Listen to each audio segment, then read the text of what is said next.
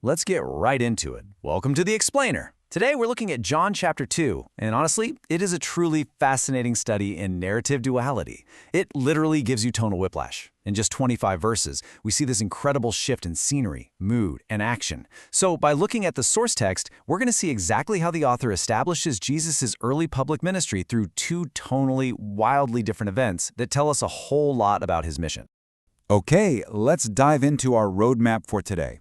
We're going to start with a wedding crisis in Cana, unpack that first miraculous sign, and then pivot sharply to some major chaos in the Jerusalem temple.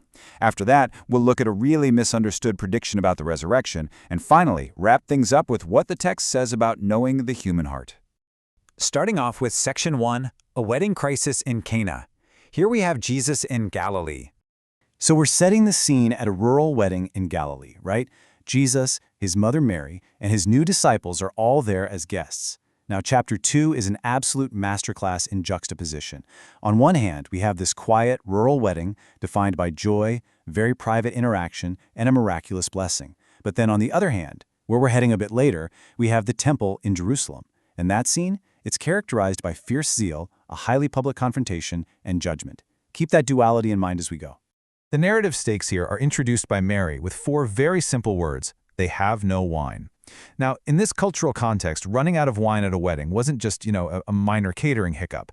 It was an absolute disaster, a source of massive social embarrassment that would bring deep, lasting shame on the bridegroom's family. But when Mary brings this to Jesus' attention, his initial response is polite but incredibly firm. He says, "Woman, what does your concern have to do with me? My hour has not yet come." The text is showing us right here that Jesus is strictly adhering to the Father's timeline for revealing his public ministry. But despite that initial response, Mary just turns right to the servants and gives them a really simple directive. Whatever he says to you, do it. This is actually Mary's last recorded statement in the entire Gospel of John, which is kind of wild to think about. It's such a profound takeaway for us, though, because she demonstrates complete, unwavering trust right before the miracle even happens, perfectly setting the stage.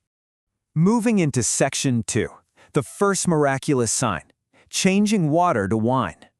The source text gets very specific here about the objects used in this event. It mentions 6 large stone water pots standing nearby. Now, these weren't for drinking water. They were typically used for Jewish ceremonial washing.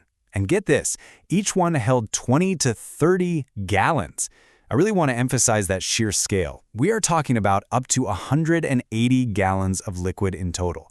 That's enough to fill a couple of bathtubs. It is a massive wedding upgrade and sets the stage for a transformation of epic proportions. So Jesus gives the servants 3 incredibly mundane instructions. He tells them, fill the jars with water, draw some out, and take it to the master of the feast. The servants step out in quiet obedience, and the result? Total transformation.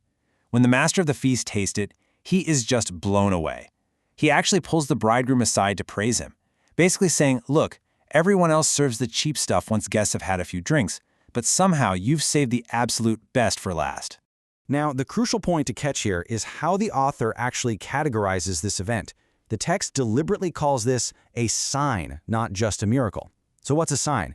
It's a miracle that points beyond itself to reveal exactly who Jesus is. It's heavily symbolic, right? Taking water that was meant for Jewish ceremonial washing and turning it into this massive abundance of premium wine. It symbolizes the transition from the old ceremonial system to new life and joy.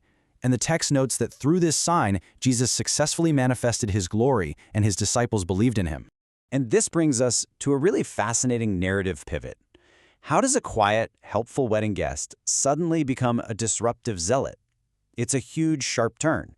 But it's exactly what the text does as we leave the joyful hills of Galilee and travel down into the impending chaos of the Passover festival in Jerusalem. Which brings us to Section 3, Chaos in the Temple. Jesus arrives in Jerusalem. Let's examine exactly what Jesus found when he arrived at the very center of Jewish religious life. Down in the temple courts, there was this bustling, noisy economy going on. People were selling oxen, sheep, doves, and exchanging currency everywhere. Now, to be fair, this commerce originally had a very practical purpose. Traveling worshippers needed unblemished animals for sacrifice, and they needed proper currency to pay the temple tax. But the text indicates that these practices had devolved into something deeply corrupt and exploitative. So, in response, Jesus takes incredibly aggressive action. He literally makes a whip of quartz, physically drives the animals out, overturns the tables of the money changers, and just pours their coins all over the floor, completely dismantling this exploitative system. And as he's clearing out the courts, Jesus declares, "Stop turning my Father's house into a marketplace." This intense physical action demonstrated his absolute zeal for true, uncorrupted worship. It was such a striking, unforgettable moment that the text notes his disciples later remembered a very specific passage from Psalm 69, verse 9, which says, "Zeal for your house will consume me." Moving right along to section 4, predicting the resurrection, a prophetic promise. Well, naturally, shutting down the entire temple economy did not go unnoticed. The Jewish leaders immediately confronted Jesus, demanding a sign to prove he had the authority to do all this. And this brilliantly illustrates one of the most profound misunderstandings in the entire text. When they ask for a sign, Jesus answers, "Destroy this temple, and in 3 days I will raise it up." Of course, the Jewish leaders took this entirely literally. They scoffed at him, pointing out that it took 46 years to build Herod's temple. The idea of rebuilding it in 3 days was just laughable to them. But the author explicitly clarifies that Jesus was speaking prophetically about the temple of his own body. He was literally foretelling his own death and resurrection, a reality his disciples would only fully understand and believe after he actually rose from the dead. And that brings us to section 5, knowing the human heart, moving beyond outward belief. The chapter closes out with a profound philosophical resolution regarding the actual nature of faith. The text tells us that while Jesus was in Jerusalem, many people believed because they saw his miraculous signs. But the record specifically notes something really interesting. Jesus would not entrust himself to them because he knew what was in each person. He didn't need anyone to testify to him about mankind. According to the source, Jesus could see right past all their outward, surface-level enthusiasm for miracles, looking directly into the true, often fickle condition of every human heart. So let's quickly synthesize the major themes we've covered from both of these dramatically different events. Up in Cana, Jesus reveals his glory and proves himself as the Messiah, showing that he brings abundant joy, while the servants model how simple obedience brings blessing. Then, down in Jerusalem, he reclaims the temple for true worship. Across both of these scenes, whether he's manipulating the molecular structure of water or challenging the entrenched religious leaders of the day, he demonstrates total, divine authority over both physical creation and human religion. To wrap things up, I want to leave you with this final thought, drawn directly from those closing verses.